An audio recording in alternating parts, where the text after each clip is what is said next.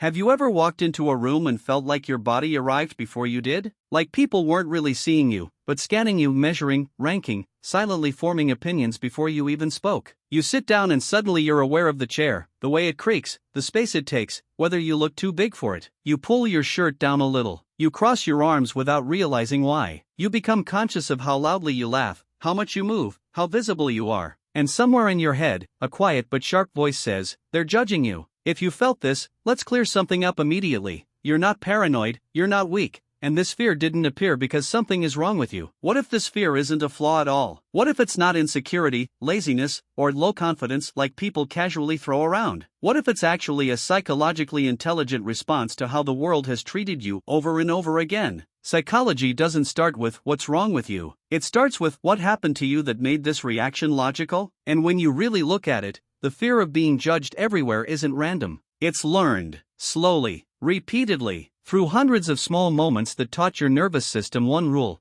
being visible is risky. Overweight bodies are treated like public property. People stare longer than they should. They comment freely. They offer advice no one asked for. They joke, judge, diagnose, motivate, shame, or worry about your health without permission. Sometimes it's cruelty. Sometimes it's awkward silence. Sometimes it's wrapped in fake kindness. But the message is consistent. Your body is open for evaluation. And the brain notices patterns fast. When attention repeatedly feels unsafe, the nervous system adapts. It develops hypervigilance, not the dramatic kind you see in movies, but a quiet, constant scanning. Faces, eyes, micro expressions, tone shifts, pauses. Your mind becomes extremely good at reading rooms, not because you want to be, but because being surprised by judgment has hurt before. This is why the fear follows you everywhere. Restaurants, family gatherings, offices, weddings, public transport, even places where no one is actually paying attention to you. Your brain isn't reacting to what's happening now, it's reacting to what has happened before. Once the mind learns, my body gets me noticed in unsafe ways, it starts monitoring everything. How you sit, how you eat, how you breathe, how much space you take, even how confident you're allowed to appear. It's exhausting, but it's not weakness, it's survival. There's another layer most people don't realize is there: the expectation gap. You expect to be treated like a human being, but too often, you're treated like a project, a before and after story that hasn't happened yet. Someone who needs discipline, fixing, improvement. So your mind lowers expectations before you even enter a space. You brace yourself emotionally. You assume judgment before it arrives. You prepare responses you may never use. Not because you hate yourself, but because disappointment has trained you to. Lower expectations hurt less than hoping and being let down again. That's not low self-esteem. That's emotional self-defense. Over time, fear turns into control. When your body feels like the main target, controlling your environment feels calming. You think about where to sit, what to wear, when to arrive, when to leave. You avoid being photographed. You avoid eating in front of others. You avoid spaces that make your body too noticeable. This often connects to anxious attachment, where safety comes from predicting other people's reactions. If I can anticipate judgment, maybe it won't crush me when it comes. So your mind stays alert, not because it wants pain, but because uncertainty feels dangerous. And for most people, this didn't start in adulthood. It started earlier than you think. A comment in school, a laugh during PE class, a joke someone made while adults pretended not to hear it, a moment where you were exposed, embarrassed, and no one stepped in. The lesson your brain learns isn't "I'm overweight." It's "when I'm visible, I'm alone." That belief doesn't disappear with age. It matures. It turns into self-monitoring. It turns into silence. It turns into fear of rooms full of people. Not because you're fragile, but because your nervous system remembers what it felt like to be unprotected. Your mind also doesn't operate fairly. It operates efficiently. Confirmation bias makes negative moments louder than positive ones. One stare outweighs 10 neutral interactions. One cruel comment lives longer than 100 polite ones. Add the spotlight effect, the belief that everyone notices you more than they actually do, and suddenly every space feels like a stage. Even when no one is watching, sometimes people really are judging. But the fear isn't imaginary. It's built from memory, not fantasy. Now we reach a darker layer people rarely talk about. Bodies remind people of mortality. They age, they soften, they fail. Society hates that reminder. Overweight bodies disrupt the illusion that discipline and and control can protect us from decay, so people project their fear onto them. Judgment becomes a way to distance themselves from vulnerability. Sometimes the discomfort you feel in a room isn't about your worth at all, it's about someone else's anxiety. And your nervous system senses that unease. That's why the fear feels heavy, almost existential. It's not just, do they like how I look? It's, am I safe being seen at all? Here's where things get uncomfortable. Many people who fear judgment everywhere secretly believe that if they just change their body, the fear will disappear. But psychology shows something painful. The fear often stays, even after weight loss, because the fear was never about the body alone. It was about visibility without safety, about being seen without protection, about being judged without defense. Changing the body doesn't automatically retrain a nervous system that learned vigilance early. Now for the twist no one tells you. This kind of fear often shows up in highly perceptive people. People who read runes instinctively. People who notice shifts in energy before words are spoken. People who understand social dynamics deeply. You're not unaware, you're highly aware. And awareness is powerful, but costly. In a compassionate environment, it becomes empathy. In a judgmental one, it becomes anxiety. Your awareness isn't the problem. The environment is. What looks like insecurity is often self-protection. Avoiding attention is boundary setting. Preparing for judgment is emotional armor. Pulling back is conserving energy. Your mind didn't break, it adapted. The real issue isn't that this adaptation exists. It's living too long in survival mode and mistaking armor for identity. Here's the harsh truth. Trying to become invisible enough to escape judgment never actually works. There will always be another look, another comment, another space that triggers the fear. The nervous system doesn't calm down by shrinking. It calms down by feeling safe, by learning that not every room is dangerous, by learning that you don't need to scan constantly to survive. So here's the question worth sitting with. What if the fear of being judged isn't asking you to change your body, but asking you to change the environments you keep forcing yourself into? What if the problem isn't your weight, but the spaces that make your nervous system tense before you even speak? You're not imagining the weight of eyes. You're not weak for feeling exposed. And you're not broken for wanting safety. The unsettling truth is this: the goal was never to become invisible enough to escape judgment. The goal was always to find or build spaces where your body doesn't feel like a liability. And if this felt uncomfortably accurate, that's not coincidence. That's recognition.